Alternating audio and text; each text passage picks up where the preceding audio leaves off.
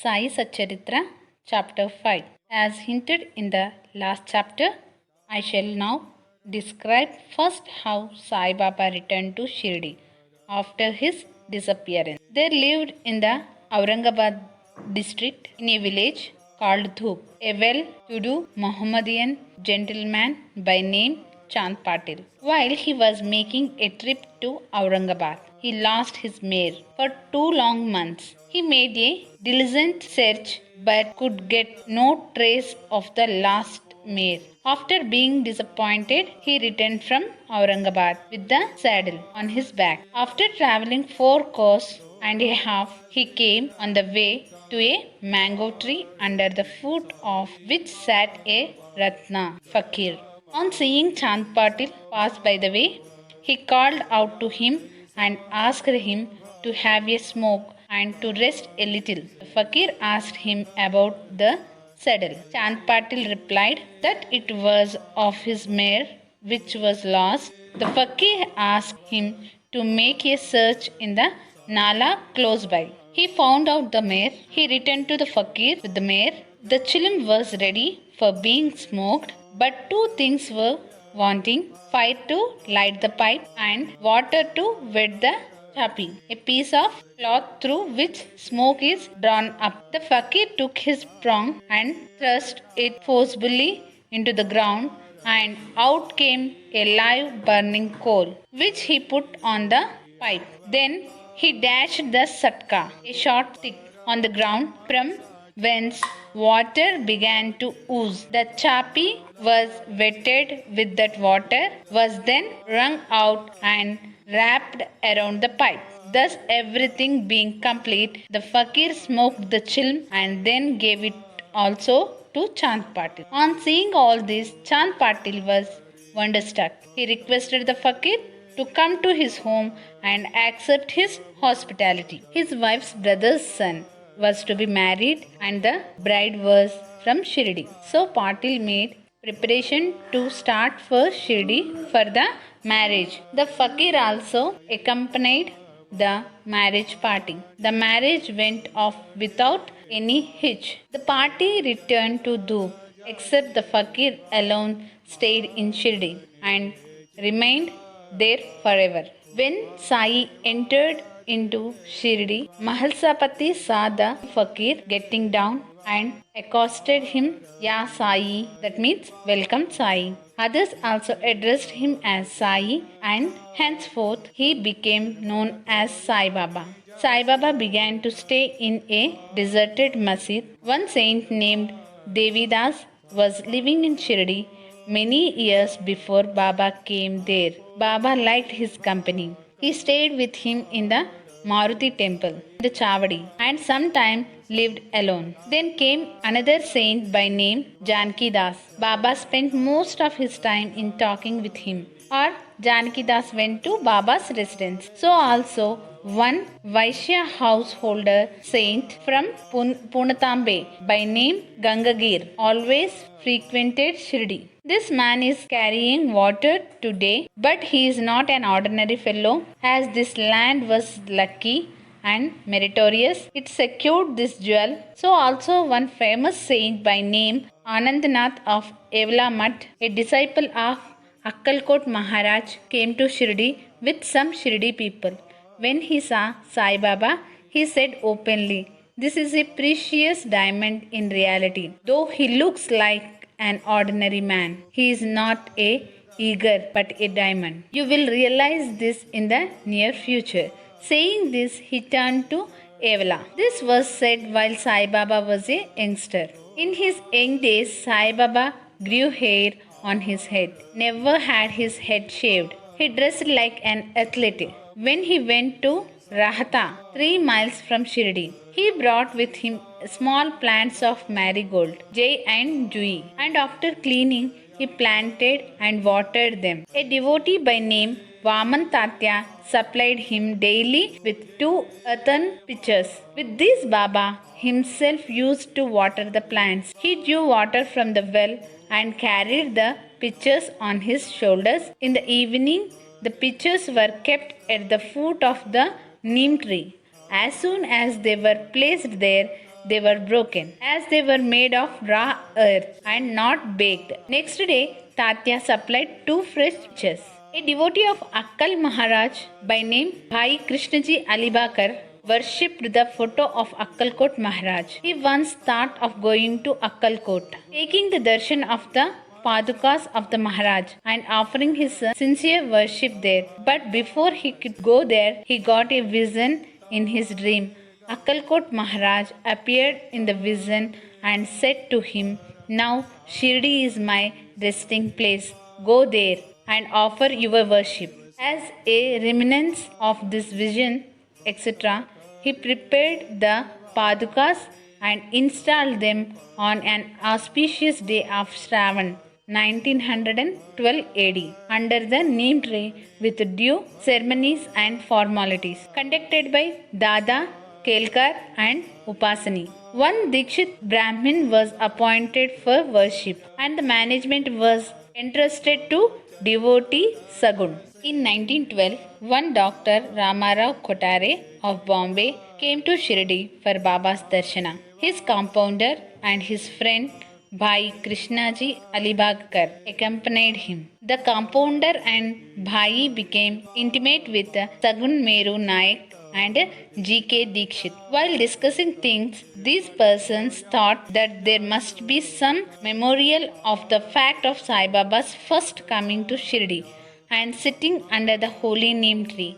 They thought of installing Baba's Padukas there and were going to make them of some rough stones. Then Bhai's friend, the compounder, suggested that if this matter be made known to his master, Dr. Ramarao Kotare, who would prepare nice Padukas for this purpose, all liked the proposal and Dr. Kotare was informed of it. He came to Shirdi and drew a plan of the Padukas. He went to Upasani Maharaj in Khandoba's temple and showed him his plan. The latter made many improvements, drew lotuses, flowers, conch, this man, etc., and suggested that the following shloka regarding neem tree's greatness and Baba's yogi powers be inscribed. Upasani's suggestions were accepted and carried out.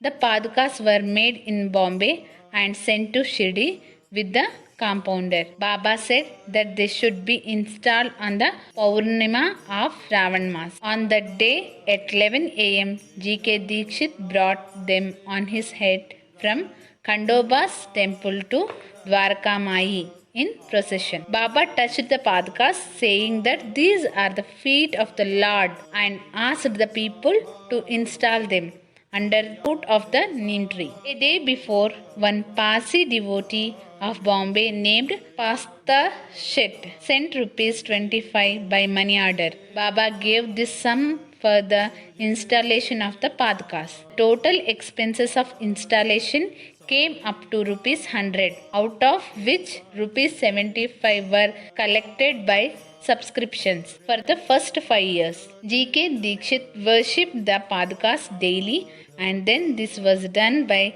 Lakshman Kacheshwar Jakhadi. Bhai Krishnaji was originally a devotee of Akkalkot Maharaj. He had come to Shirdi at the installation of Padukas in 1912. His way to Akkalkot. He wanted to go to Akkalkot after taking the darshan of Baba. He asked Baba's permission for this. Baba said, "Oh, what is there in Akkalkot? Why do you go there?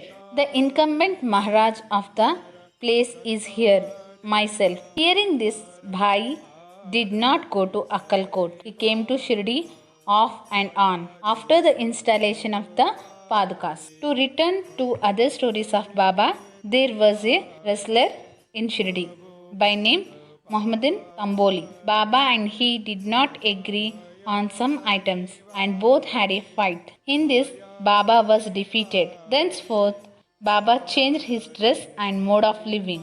He donned kafni, wore a langota, and covered his head with a piece of cloth. He took a piece of sackcloth for his seat, sackcloth for his bed, and was content with wearing torn and worn out rags. He always said that poverty is better than kingship. far better than lordship. The Lord is always brother of the poor. Gangagir was also very fond of wrestling. While he was once wrestling, similar feeling of dispassion came over him, and at the proper time he heard the voice of an adept saying that he should wear out his body playing with God. So he too gave up samsara and turned towards God realization. He established a mat on the bank of the river near Puntambe and lived there with disciples. Sai Baba did not mix and speak with people. He only gave answers when he was questioned. By day he always sat under the neem tree, sometimes under the shade of a branch of a bubble tree, near the stream at the outskirts of the village. In the afternoon, he used to walk at random and go at times to Nimgan. There he frequented the house of Bala Saheb Dengale. Baba loved Mr. Bala Saheb. His younger brother, named Nana Saheb, had no son, though he married a second wife. Bala Saheb sent Nana Saheb for taking darshan of Sai Baba, and after some time, with his grace, Nana Saheb got a son. From that time onwards, people began to come in numbers to see Sai Baba, and his fame began to spread and reached Ahmednagar. From thence, Nana Saheb Chandorkar and Keshav Chidambar and many others began to come to Shirdi. Baba was surrounded by his devotees during day and slept at night in an old and dilapidated masjid. Baba's paraphernalia at this time consisted of a chilim, tobacco, a thumbnail, tin pot, long flowing kafni, a piece of cloth round his head, and a satka which he always kept with him. He wore a kaupin, and for warding off cold, he always sat in front of a dhuni facing south with his left hand resting on the wooden railing. In that dhuni, he offered as oblation, egoism, desires, and all thoughts, and always uttered Allah Malik. The masjid in which he sat was only of 2-room dimensions, where all devotees came and saw him. After 1912, there was a change. Before Baba came to live in this masjid, he lived for a long time in a place Takia, where with a gungur on his legs, Baba danced beautifully, sang with tender love. Sai Baba was very fond of lights. He used to borrow oil from shopkeepers and keep lamps burning the whole night in the masjid and temple. This went on for some time. The Baniyas, who supplied oil gratis, once met together and decided not to give him oil. When, as usual, Baba went to ask for oil, they all gave him a distinct no. Baba returned to the masjid and kept the dry wicks in the lamps. The Baniyas were watching him with curiosity. Baba took the tamrail, which contained very little of oil, put water into it and drank it, and forced it fall in the container. To the surprise and dismay of the watching Baniyas, the lamps began to burn and kept burning the whole night. The Baniyas repented and apologized. 5 years after the wrestling bout mentioned above, one fakir from Ahmednagar by name Jawar Ali came to Rahata with his disciples and stayed in Bakal near Veerabhadra temple. The fakir was learned, could repeat the whole Quran, and had a sweet tongue. Many religious and devout people of the village came to him and began to respect him.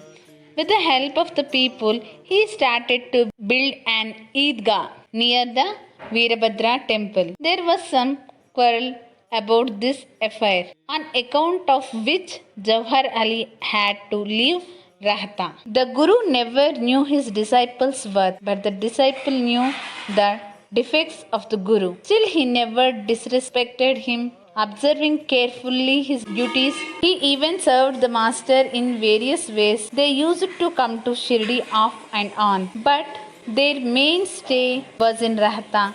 The loving devotees of Baba in Shirdi did not like that Baba should stay away from them in Rahata.